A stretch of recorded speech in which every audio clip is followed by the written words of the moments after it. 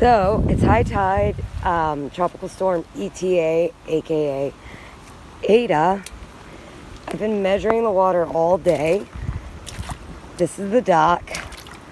Before we went to the beach, it was about 3 inches lower, and then when we got back, it got higher. For some reason, I can't get the damn lights to work. Now it's high tide, and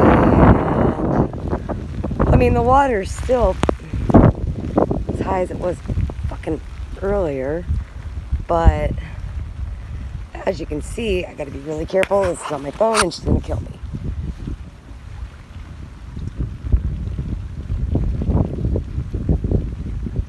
The water is up almost to the dock